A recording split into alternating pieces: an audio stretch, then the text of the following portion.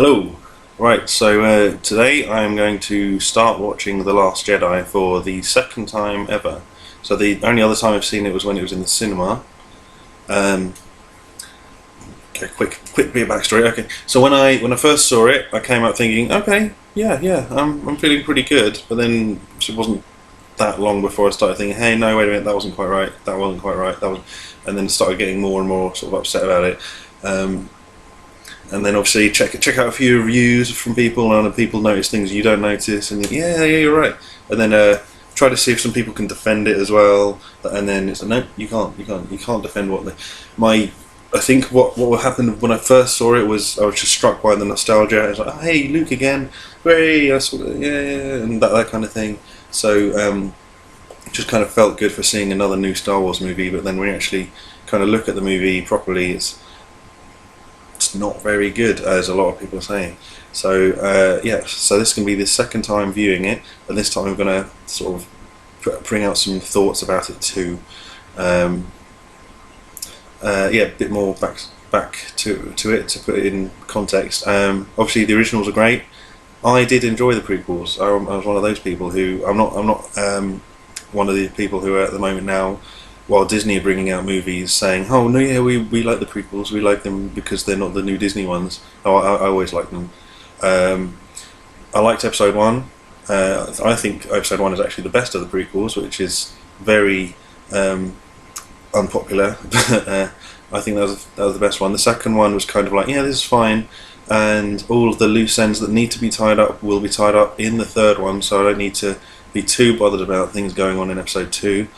And then the third one, episode 3, was one that bothered me the most because it either didn't tie up loose ends, or some of the loose ends it tied up, it did it really quickly.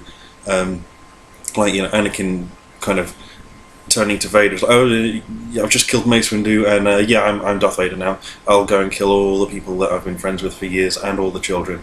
I'm going to do that right now. Just a snap decision. Which, again, in hindsight, is kind of, it comes across that way in the movie, but if you kind of add up all the little things like his mum dying and all the other bad things that happened to him, and like Padme, if you can add those up, then it makes sense. And it might have been better if there'd been a point, like every time something happens to Anakin that makes him a little bit more dark side, you kind of notice in him he's less of the hero. But I think the way that those films did it was, a bad thing would happen and then he'd instantly go back to being the hero again. So, like, yeah, his mum died, he killed all the Tusken Raiders out of rage, and then he went on the rescue mission, he's the hero again. So he had that bit of rage, but he didn't remain broken in any way. So, but I'm getting up beside the point anyway. Generally, I like the prequels, and they have, all of them have their issues, but none of them were, oh, this is not Star Wars kind of problems.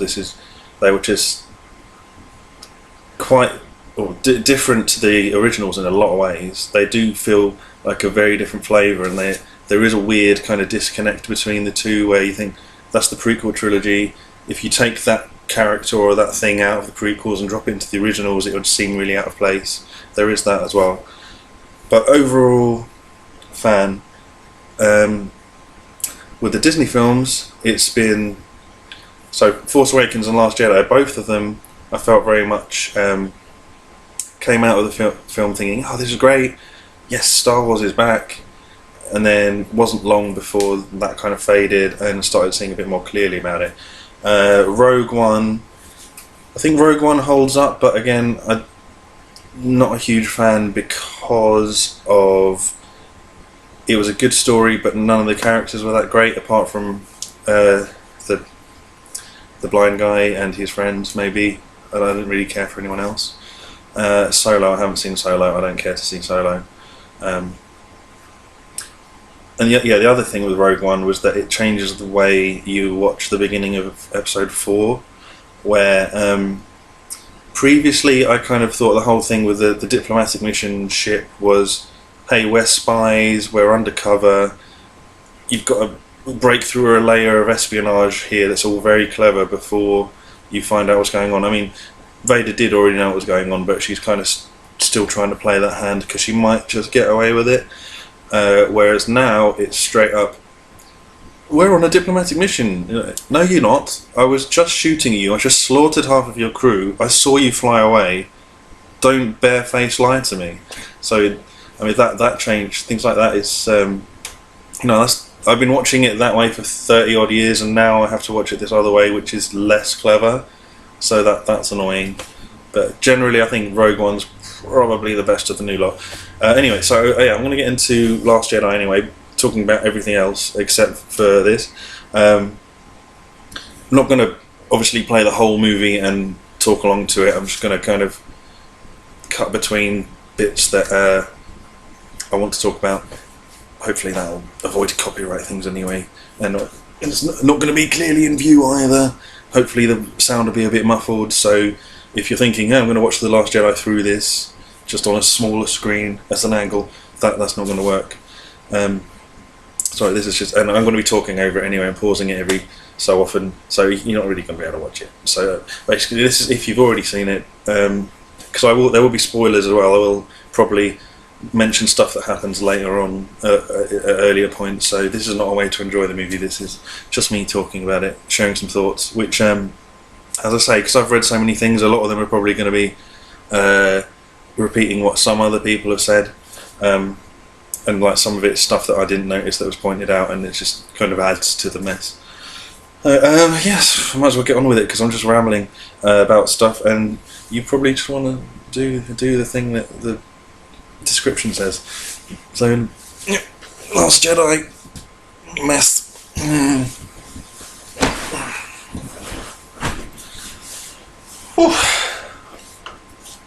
Lucasfilm without the Lucas.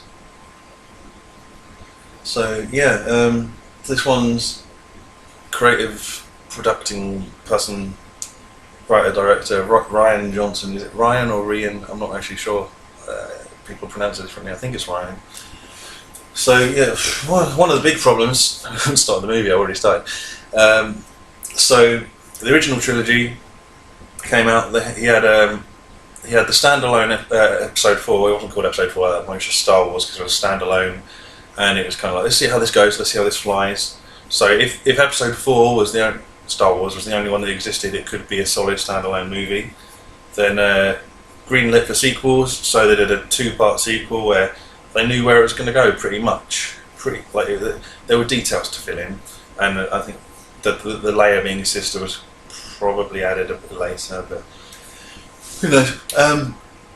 So yeah, but they had a basic outline for what was going to happen in episode 5 and 6, and he also had a rough idea for things that would happen in the prequels, even if he didn't have a set out screenplay for those. And I mean, he's a bit inconsistent with what he's saying about what would happen after episode 6, but he does seem to have always had, like, sometimes he had an idea for up to 12 episodes, but I think he's definitely, since this whole thing's happened, he's definitely had notes for what would have happened in 7, 8 and 9, which J.J. Abrams just threw out. And it's like, no, I'm not doing that. We're not doing this Wills thing with microscopic Jedi. We're not doing that. We're doing a remake of episode 4 instead, because no one's able to actually watch a movie that was made in the 70s. You can't do it. It's impossible. So we have to remake it so everyone knows what's going on. You can't physically watch a movie from the 70s.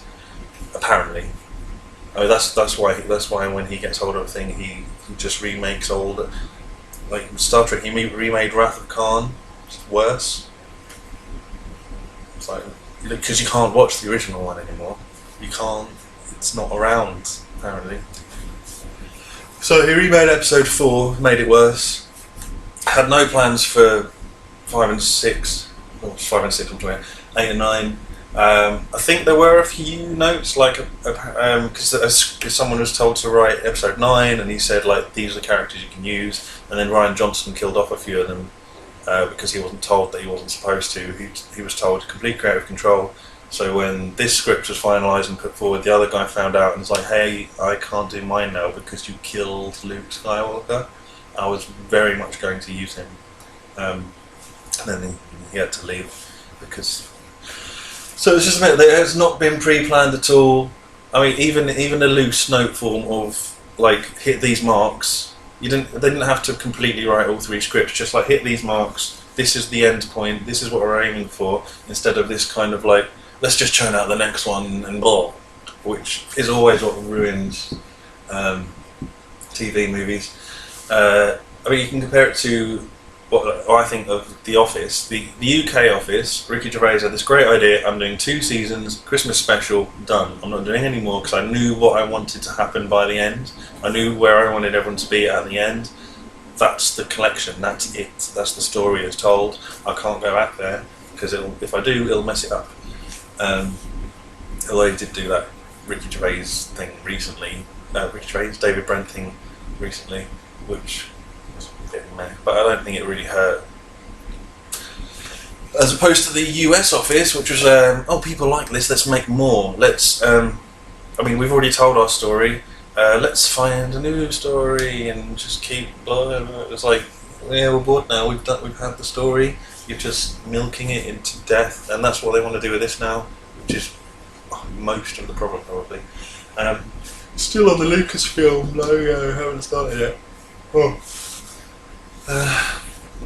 So that's the issue. It's if you've got the artistic integrity, you want to tell a story, one and done, be over. If it is up to 12 episodes, you know what each episode is going to be. You know where it's starting, where it's going. Like Game of Thrones, he knows there's going to be 7 books. He knows roughly what's going to happen in them. And it's just everything is aiming towards those final points, and that's great because he knows where it's going and he knows what things need to go in to make sense. Whereas this, it just kind of, this might be fun, man, and then it makes no sense in the end. It was a better example. The Harry Potter books. She was writing it. She knew from 1 to 7 what was going to happen, what was going to play out. She knew what characters were important and everything. But they were making the movies. They were making the movies before the books were finished, so they were cutting things out that were important in later books.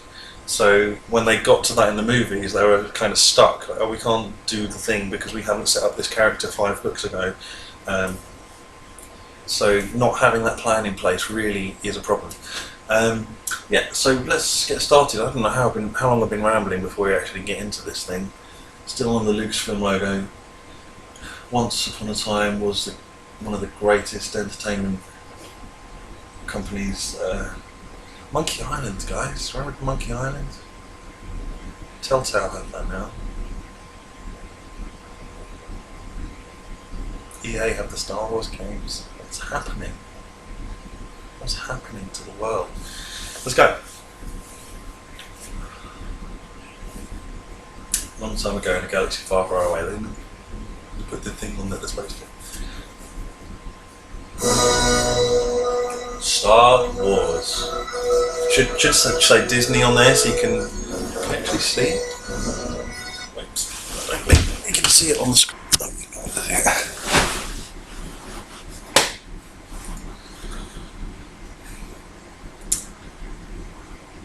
It doesn't need to be that clear on the screen anyway, because like I say, I'm not trying to get any copyright problems here. Episode 8, The Last Jedi.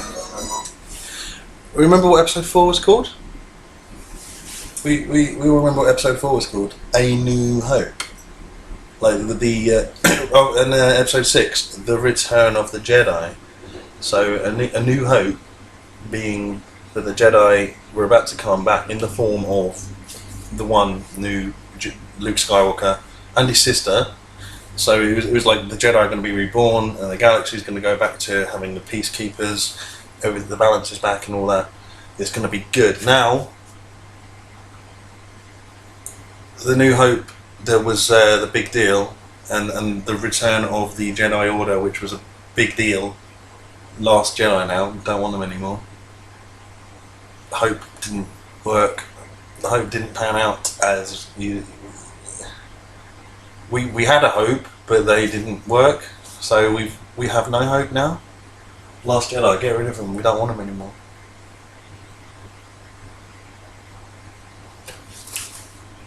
See, I'm probably going to be talking I'll try to avoid it, but I might compare things to the expanded universe because I kind of think the expanded universe did a lot of things better, and I wish that the new movies had kind of used them as sources. Like, I like that Luke had a success. I like that Luke had a successful Jedi Academy that did become the new sort of peacekeepers, and they're a really important part of the galaxy, the Republic. With the Republic state, it was fine. Generally, yeah, I think this, what they've done here with the just making the status quo back to how it was in the original trilogy, with a big empire and a small group of rebels. I prefer the expanded universe thing of now the rebels are in charge. They're the Republic, and the Empire are kind of on the back foot. The Empire are now sort of in the position the rebels were, so they've switched places, and the Republic can't use the kind of weapons that the Empire used. Like, they can't have a super weapon, they can't rule by fear and so on. They have to rule as like good people do. And if this trilogy had gone like that route, it would have been a whole lot more interesting than just remaking Episode 4, and this one to a large extent Empire Strikes Back. I don't need to see the same films again, but worse. Well, let's have some new original. Well, it's not original if we're just copying expanded universe, is it? But I mean, that it was original when it was happening. So yeah, what I will try to focus more on is how this film is problematic in relation to the original trilogy and the prequels. It probably won't. I don't think it touches the prequels that much, probably to a lesser extent, and actually how it contradicts The Force Awakens, which it should be the direct sequel to. And that's down to Rian Johnson as well, with his way of wanting to subvert expectations, and his definition of a good movie being one that has half the audience leaving really happy and half the audience leaving really angry, which he has achieved, I think. So that was the goal. You don't do that with Star Wars though. Everyone's supposed to be happy with Star Wars. Everyone's supposed to love Star Wars and enjoy it, and it's the escapism of, of the New Hope, of the good guys triumphing. Not the last good guy. We don't want the last good guy. How long have I been speaking? We're only on haven't even got to the opening title crawl yet. Title crawl, let's go. How wrong could this be? The First Order reigns. Wow. How Force Awakens, they weren't reigning. The Republic was in charge. They built this massive super Death Star. They destroyed the Republic. They destroyed the main Republic planets, but not Coruscant. I don't know what Coruscant's doing anymore. Why are we ignoring Coruscant? They destroyed at least one planet that looks almost identical to Coruscant, and several others. How does that mean they're reigning now? How are they reigning? How's that happened? They weren't reigning. They destroyed some planets. Their super weapon got blown up. Why? How are they winning? How's that happening? Where did that come from? Having decimated the peaceful Republic, Supreme Leader Snoke now deploys his merciless legions to seize military control of the galaxy. Okay, so the super weapon's been destroyed, but he's still got a big army, even though we did see most of them on that super weapon. Like, all, I think he had that like Nazi rally, they were all there. Didn't see all that many escape craft. I mean, I'm sure there were some, because there were some, because Hux got off and Ren got off and several other people got off, and they were doing an evacuation when the whole thing was falling apart. So there was an evacuation, but it was still, that should have been a massive blow to considering almost the entire army was there. I'm sure they would have had another location, I guess, because Snoke was not there himself. But still, they're not the Empire. They're not in charge. They would be sort of bitty. It doesn't make sense how they've gone from, like, here's our super Death Star. Oh, it's blown up. probably a large chunk of the army and the fleet with it.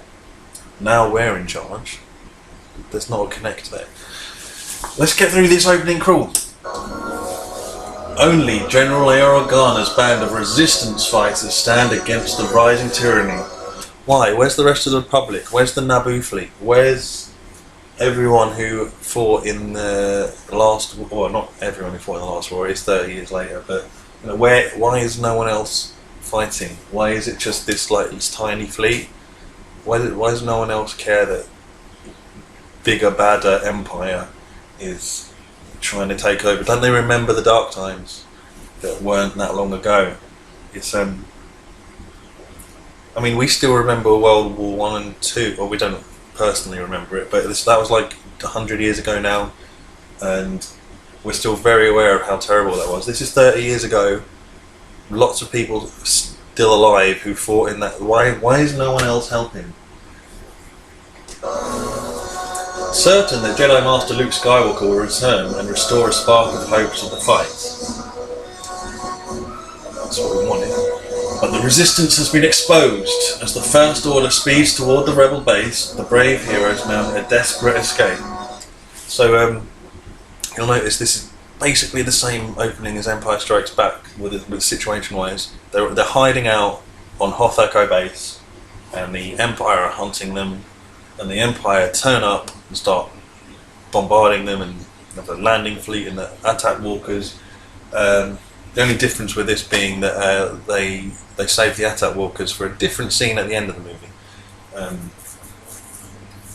Because why not? On a different planet that's not made of snow, it's made of salt, which looks identical, and they don't have snow speeders, they have rickety things that behave very much like snow speeders, but there's no tow cables, so what are they going to do against the AT-ATs and the larger AT-ATs? I don't know. I'm already upset. They mount a desperate escape.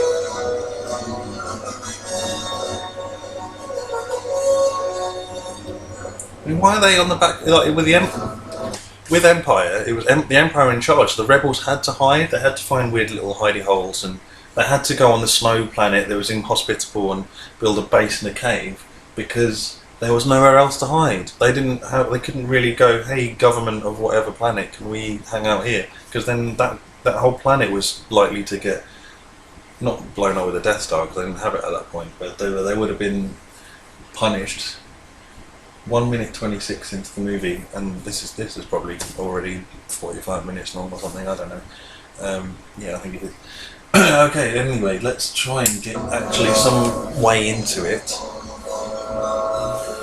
Can't promise anything so far. Maybe I've got most of it out already, so I don't have to repeat myself. But probably. This is one thing they do right. That every Star Wars movie, after the opening crawl, stays in space for the first scene. You never cut straight to an interior. So adds to the rebel fleet here. Every other film does that. It always stays in space first. So if they ever don't do that, they're doing it wrong.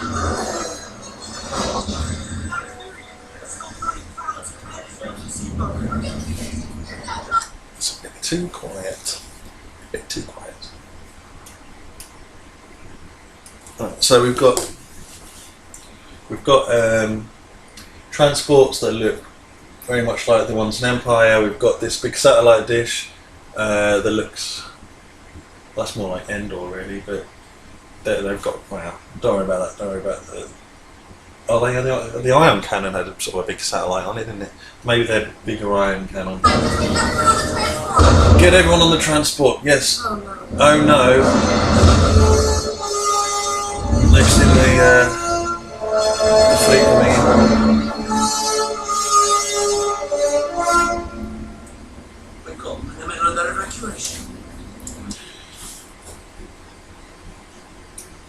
That was Adrian Edmondson. He's a comedy actor, and this is playing an Imperial officer. So when I saw him, I was like, "Oh, hey, it's the guy from Bottom and the Young Ones. He's going to be a funny Imperial officer. That's interesting." He does nothing. He just sort of stands around and gives generic Imperial officer yes sir, no sir type lines the whole way through. So he was completely wasted. I think maybe he was just happy to be in it because he hasn't done much lately. So here's Hux, crazy Nazi leader, like the poor man's Tarkin. I think he's supposed to be, but Tarkin was cool. I mean, he was a bad guy. He was evil, but it was cool and it was enjoyable to watch. This guy's moody teenager. Do not want. I had my orders from Supreme Leader Snoke himself. This is where we snuff out the resistance once and for all. Tell Captain Kennedy to fry his dreadnought, incinerate their base, destroy their transports, and obliterate their fleet.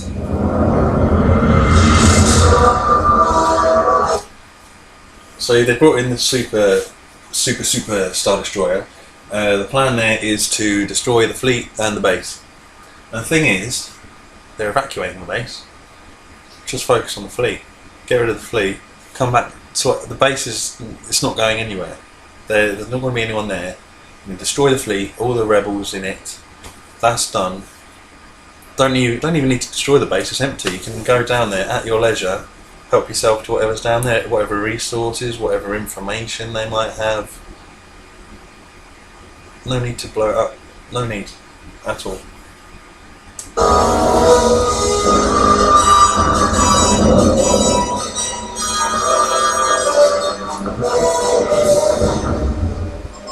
General, resistance ship approaching. Guns and shields in attack mode. Do they even need to Star Destroyer that big? Where have they got that now, anyway? Again, as I say, their super Death Star was destroyed. How are they affording all this? What's going on? They've only just become in charge somehow. It doesn't even make sense how they got in charge. They just blew up some planets. Now, where does this money come from? That's by a super Star Destroyer. Unnecessary. Although, that has been, in the original trilogy, that was very much a pattern, so maybe they're keeping to that, but they don't need to. Where, remember the first scene of A New Hope, you had the Star Destroyer come across the screen, it takes like 10 minutes to come across, 10 minutes to come across the screen, and you're like, whoa, that's huge, man. And then, it's the biggest spaceship I've ever seen, that's so impressive. And at the time, it kind of was a big deal because of special effects, but now, like, you can CGI anything now, it doesn't. Who cares? Just stick to the familiar now. We don't need to. But then, yeah. So then the second movie, there's you see the Super Star Destroyer, Darth Vader's personal one, and that's what you see. You see a normal Star Destroyer like you saw in the first movie, and you already know that's big. You see that, and then it kind of zooms out, and then you see how tiny it is next to the Super Star. You're like, wow, that's even bigger. Wow, that's Darth Vader's own personal ship. Wow. And then in Jedi, you see that ship crash into the second Death Star, and it's just like a little on the top of the Death Star. Wow, that Death Star's huge! Wow. But as I say, now we kind of. I think we've been embiggened out. It's like, yeah, it's fine, bigger. Who cares?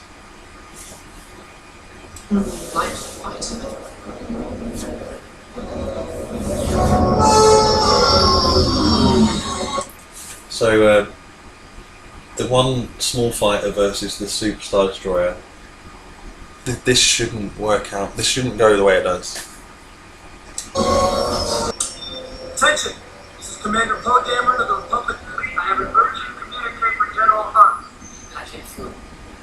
This is General Hux of the First Order. The Republic is no more. Your fleet are rebel scum and war criminals. Tell your precious princess that we See, let's use the rebel scum line because everyone knows it now. It's kind of a catchphrase, but it shouldn't be. There should have just been that one-off in Jedi. Not like that one guy, that one random guard who says it. That just should have been just his thing, rather than like it's an empire-wide thing of saying rebel scum. Even though, why is he saying rebel scum? They're the resistance. Why is he calling them rebel scum? Like even the movie can't tell the difference between rebels and resistance, even though they do try to say no, it's a different thing now. It's exactly the same. It's the Empire versus the rebels, and if you try to pretend any differently, you're insane. General Hux of the First Order. No terms. There will be no surrender. So you've got. So you've got this guy who's supposed to be Tarkin Light, or I see him as Tarkin Light. I think this is this kind of thing that makes him Tarkin Light. He should just be another big bad who we find menacing, and he's in charge of the First Order. He's like the third in command. He should be someone we are concerned about. But he's just being toyed with, made to look like a complete idiot in front of his entire staff, and it kind of undermines our kind of way we look at him. Instead of thinking, oh, he's risen through the ranks, he's a competent officer who deserves his position and we should fear him, and our rebel friends are in danger. He's just this complete idiot, basically, who being bested by a phone call. This is Hux. You and your friends are doomed. We will wipe your filth from the galaxy. Okay, I'll I suppose this is supposed to be kind of taking the mickey out of the kind of hammy dialogue you get in films like this sometimes. He's like, alright, we're going to destroy it. Like, you'll fear me, blah, blah, blah. And then you're just kind of getting a bit of sarky thing back. So it's playing with that a bit. I think they've just been better off not having the hammy dialogue anyway. I mean, in The Hobbit, it really annoyed me. And whenever Smaug was speaking, he's like, I am death, I am. Like, no one talks like that. No one. Hello? Hello? Yep, still here. Can he hear me? Edge, Steve Guy, I can't sleep. I can hear you. Can you hear me? But that can't hold forever. If you read. Why is he even bothering? Why is one fighter who's clearly toying with him, clearly mucking him about, just open fire? You want to wipe them out anyway. What are you going to bargain? He has nothing to offer you. Just shoot him. Stop mucking about. Idiot. So Leia has an urgent message for me. Why can't he figure out that he's doing something? He's doing something, he's stalling the time. He's supposed to be smart. Grand Admiral Thrawn wouldn't fall for this at all. I didn't even like Thrawn as a thing that much. He's doing this. About his Oh, he realises. Open fire! Well, as I say, this is only the second time watching it, but I was a bit quicker off the mark. I'd have opened fire a few seconds earlier than they did. But there we go. Punches. Now what's he going to do? He's going punches. He's going to the dreadnought. He's insane.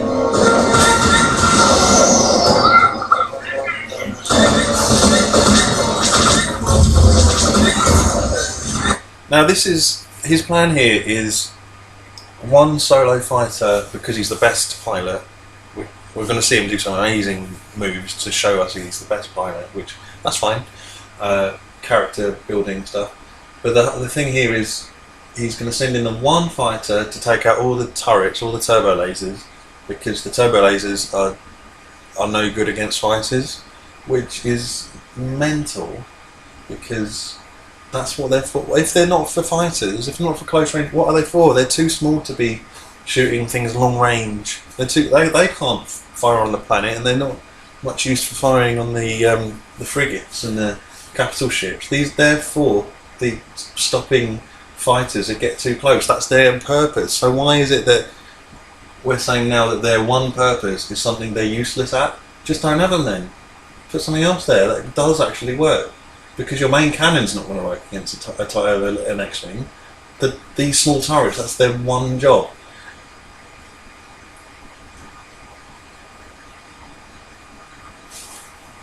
Captain, why are you blocking that unit here? That puny ship is too small and too close range.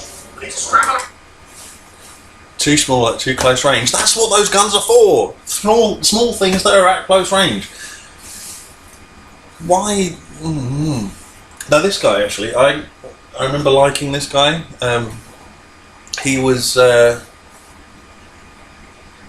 like the one guy who felt like a real Imperial officer, kind of. He kind of had an idea of what he was doing. I got the impression that he was around for the Galactic Civil War, Rebels versus Empire round one, and he was his way he is now is harking back to his training back then. It just seems like he should be in Hux's job, not what he's doing now. Although he does get defeated, but yeah. Fighters, 5 bloody minutes ago. You'll never penetrate our armor. It's not trying to penetrate our armor. It's clearing out our surface cannons.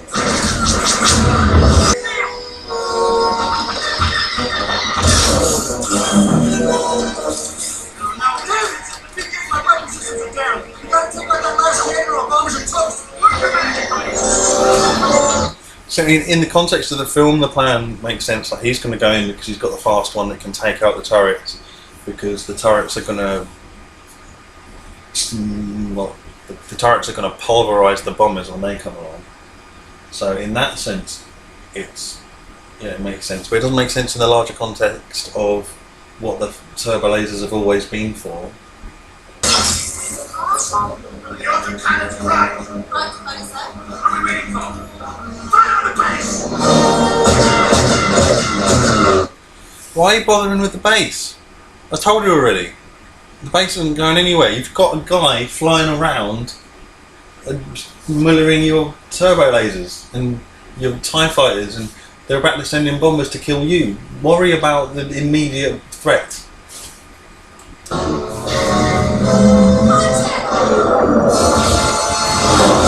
You already said punch it earlier. We've had that line.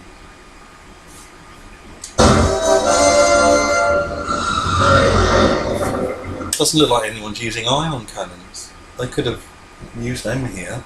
Why don't they use an ion cannon to immobilise the dreadnought for a bit, and then you could send in the X-wing to shoot the turrets, because it makes sense because the turrets are now immobilised that they can't actually shoot the X-wing, and so you clear out the turrets while they're immobilised with the X-wing that's quick enough to get in and out, and then you can send in the bombers to finish the job. That would make sense. That's the problem with this movie and the Force Awakens. Is there's so many just like, if you just little tweak, just this tiny little tweak, you could have made it make sense. It could have made sense, but you didn't, and it's nonsense, and it's stupid, and it breaks the rules. Evacuation is complete. Unit Pearl, can you just fly back here so we can get out of this place? No, General, we can do this! We have a chance to take out a dreadnought! He's on his own. What's he talking about? Get your squad out. What's she talking about? Get your squad out. He's on his own. Did they not read their own script? Wait, that nervous expression off your face to be well, I'm certainly trying to. So, the humour is something a lot of people criticise in this film, and I agree to some extent, but there are some bits that I don't mind, because I mean, all the other films had jokes in, with gags, and that's one that gets criticised. Like, how's Leia telling a robot not to have an expression? He's just got a metal face that doesn't move. What? I mean, partly that's the joke, and it also makes sense because she's known him for so long that she knows what he's like, and even though he doesn't actually have an expression, she can probably just tell that if he did have a face, that's the face he would have. So that makes sense. So that's something that works. I'm complaining about people complaining there rather than the movie for a change. So there'll be one or two of those. Also, the droids aren't in it enough. C-3PO and R2, they should be in it a lot more, like they were in the other 6, where there was. I mean, I don't know if George Lucas kind of kept to it, but he seemed to. Where one of the original ideas was that 3PO and R2 were going to be turn out to sort of be historians in a way. Who R2 and they were both recording what they were seeing, which you kind of see a bit in Return of the Jedi, where he's telling the Ewoks what happened. He's telling them the whole story, and that's kind of they were there. They saw everything, so they can tell people what's going on, and so they should be around for every episode. So we are getting it through we're not getting it through their eyes, but it's like we could be getting it through their eyes.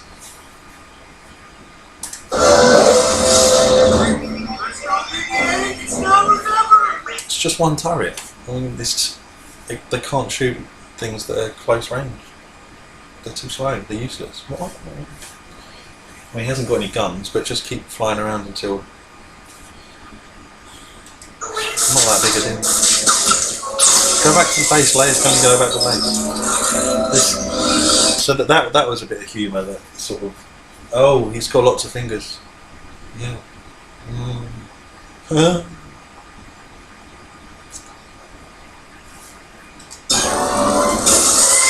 No, he's using his head.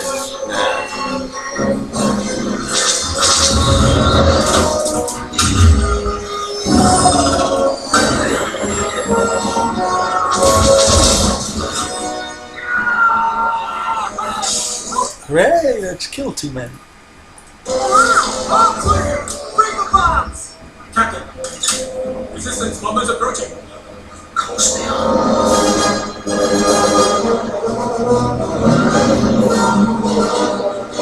So these are the new bombers. They look kind of cool, and there's supposed to be kind of a World War vibe to them, Dan buses or something. But again, I suppose this is just like let's sell a new toy, or let's just have some new visual, rather than they could have just used Y-wings, which are almost as fast as the X-wings, to get them in, sort of shoot, drop a payload. Now, I've heard arguments against being Y-wings are outdated. They've been using them since episode 1. But then, I mean, I don't think that matters. They can update them. Like, it'll be a new model Y-wing. The other one that makes a bit more sense would be maybe that they can't carry enough bombs, whereas these bigger ones can. So I'll take that. I'll take that as reasonable. Maybe they could use both, just to be sure. But the main problem with these, though, is that they drop their bombs rather than firing them. Like, there's no gravity in space, so they open their doors and the bombs drop out. It doesn't make sense. So the only way to get around it is just to kind of pretend that, although it looks like they're dropping them, there is actually some mechanism that's pushing them. Let's just pretend that that's what's happening, and then it makes some sense. I mean, I don't think anyone says otherwise. I think so we could retcon that, and that could be a thing, that they are actually being projected. Bombers keep a tight formation. Fire to protect the bombers. Not every day we get a shot at a dreadnought, so let's make this count. Copy that, leader. When it's there, we'll give it to them. So they've got A-wings there. A-wings are faster than X-wings. Why don't they put Poe in an A-wing to take out the turrets? Oh yeah, he managed it in an X-wing, but he might have done even better in an A. But then again, maybe the people putting this together don't know the lore, and they don't know A-wings are faster. It doesn't matter in the end, does it? Same end point. So yeah, let him have his signature X-wing. Maybe it would have been cool if Poe was an A-wing fighter, pilot. Because like Luke's thing was the X-wing, so the new guy, maybe he could have one of the different ships. Just why not? Hang on, why is this happening? Why is see Leia ordered Poe to come back. I'm sure she outranks Poe, so couldn't she have sort of contacted like everybody come back, I'm not having this. Why are you listening to Poe? I'm in charge. Everybody come back. No, you're dying out there. Just come back, let's get out of here and sort it out another time. Because, we're only a small fleet and this is everyone.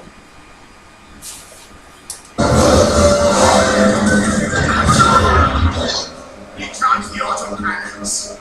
Target their cruiser. So that's a reasonable tactic. I don't think Hux would have thought of that.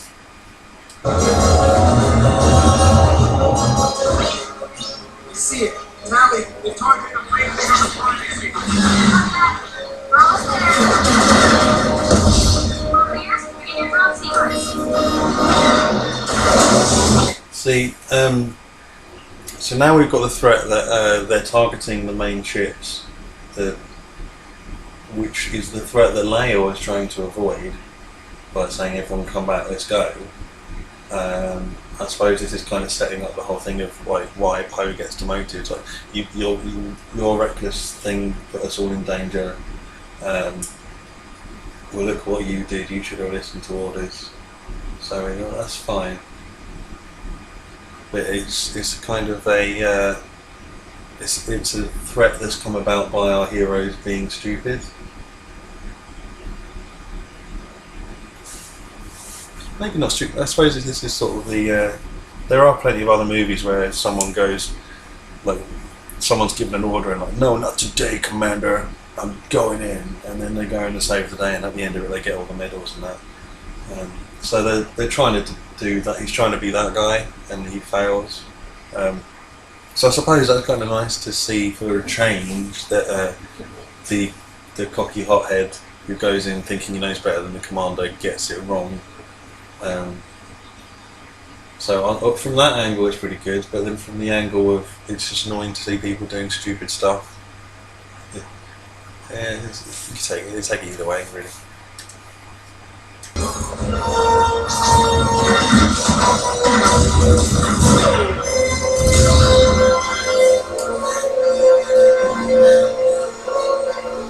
I've got anything! 40 seconds to call charge. Destroy that light,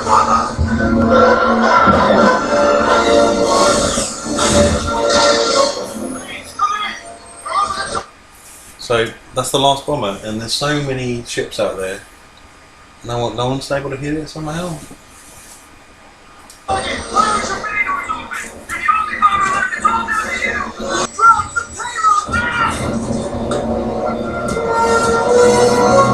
He says drop payload, but we're pretending he means project the torpedo bomb things. Remember? Why is the button a handheld device that you can carry around? Why isn't it just that whole situation where she drops it and everything? That could be avoided if it was just on a panel like everything else.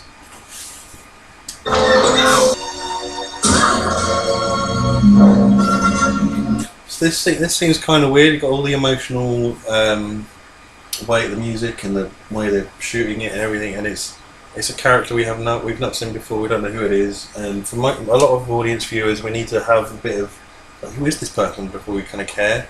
I mean, I'm a bit less like that. I'm sort of, this is clearly someone doing something important. We should care what she's doing, but it is a little bit more difficult to have this sort of emotional connection that the scene wants, because it's like, who is this person? I only know she's called Paige because of from reading, and he did say her name earlier, but he shouted it, and you wouldn't have caught that.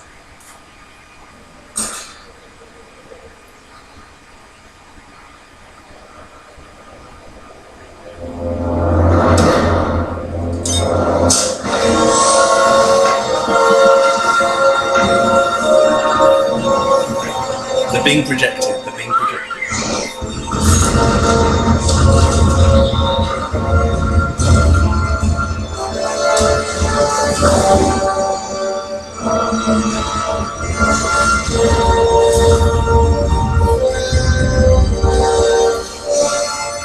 I'd like to remind you of what Paige's sister Rose says at the end about, that's not how we win.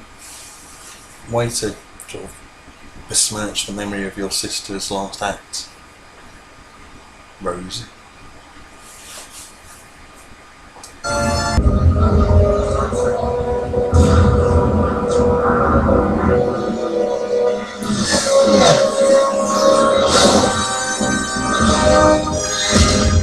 So Poe kind of got away with his reckless thing anyway, even though we're supposed to kind of think.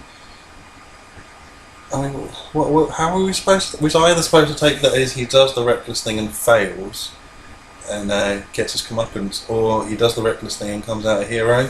Somehow this wants to do both. General, somebody in the smoke is making contact with the ship. Excellent. I'll take it in my chambers.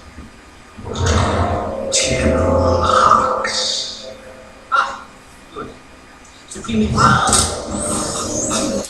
So once again, Tarkin Light is being made to look like a complete idiot in front of all his staff and us. It's not someone we should be too concerned about. His commander doesn't think to give him enough respect to quietly reprimand him in his quarters. He decides to smack him onto his face in front of everyone. I mean, when Vader did it, he straight up killed them. So that if he'd kill them as their punishment, so everyone else could see that this is what's going to happen to you if you fail me. Whereas this is just, I'm going to slap you around a little bit, but then we'll forgive and forget. My disappointment in your performance cannot be overstated. They can't get away, Supreme Leader. We have them tied on the end of a string.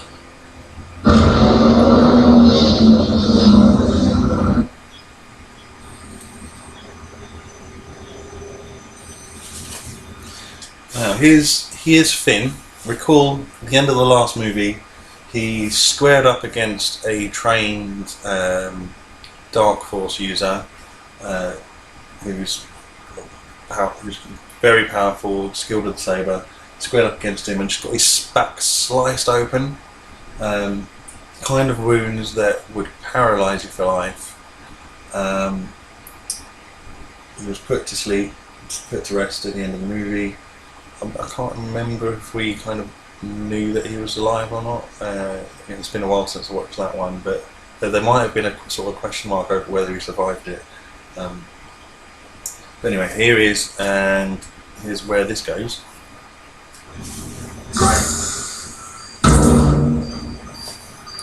So that movement alone, like a big back wrench, that's going to just throw your stitches out, isn't it?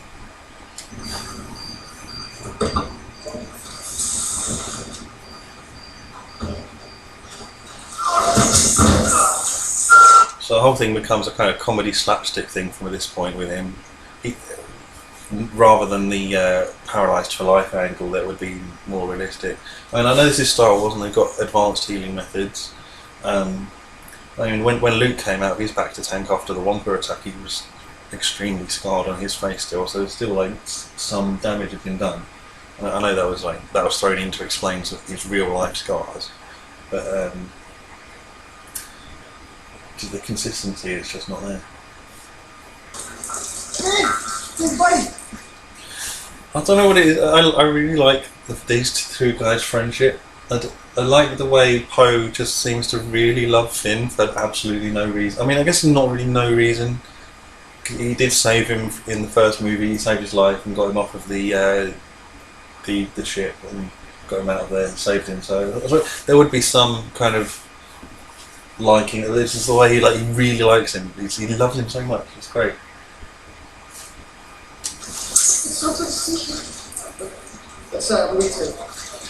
But I mean, from the relationship that they got off the ship, they crash landed, and then Poe disappeared, presumed dead, and they didn't reconnect until later on the rebel base, and then then was only a brief meeting because they had to fly off into battle again. So they don't know each other that much, but he's just so in love with him, and it's great. It's not a gay thing. It's a proper male friendship. That's it. It doesn't have to be sexual to be interesting. Christ, come on. You must have 1,000 questions. Who's ready?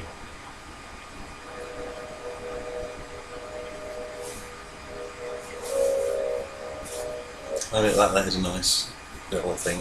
He says, "Where's Ray?" and then we cut to where Ray is, so the audience gets an answer even if he doesn't.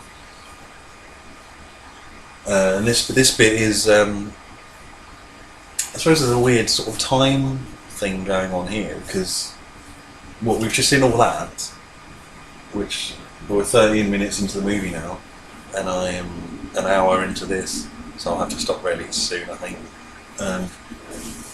So we're 13 minutes into this. So has she been standing there for 13 minutes, or this must be a jump backwards in time, so they're happening side by side, and we have to sort of fill in the gaps ourselves there.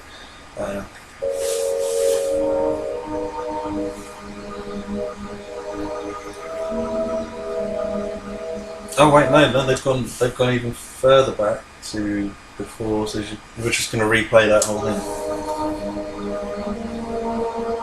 So very solemn moment.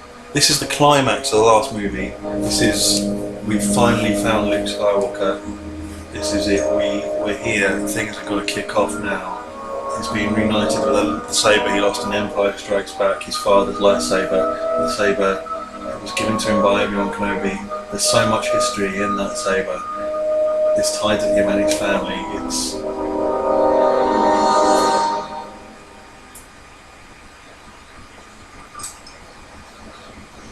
gone.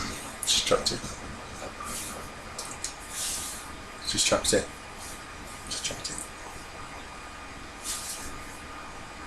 And I get it. I get it. He doesn't want to be involved in that anymore. Doesn't want that stuff. So, and the lightsaber represents all that stuff. So I guess he's not really a sentimental person who's going to keep an object because of sentimentality. And to be fair, he hasn't had it for at least 30 years, so it's probably not that big a deal to him. He had it for like a few years. It was what Obi-Wan gave him. It was his father's saber. I mean, maybe you'd want to keep it because of that, because it was your father's saber, and it's like a memory of him. It's all you've got of him in that sense. But then, yeah, maybe I suppose he's got used to not having it because he's not had it for 30 odd years. So not that big a deal. But anyway, with that, yeah, that was the climax of the last movie. That's the final moment we're left with. That's the cliffhanger. I was like, whoa, we're back. And then it just gets turned into a little joke, a silly joke. So that kind of damages the end of Force Awakens, in the sense that was the climax.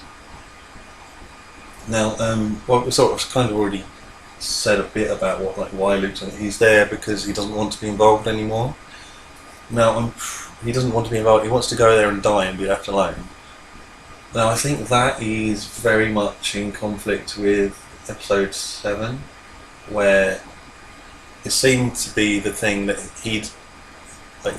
Kylo Ren is turned to the dark side, the First Order is rising, becoming a new empire, so Luke has gone away to find something to save the day. So he's gone to find something, he's gone to learn something, he's gone to get maybe some sort of holocron or some sort of learn some new power, something. He's gone to do something so he can come back and save the day. I'm pretty sure that's what was set up in Episode 7, and because he'd gone to find something, he wanted people to know where he was, so he left a map in R2-D2.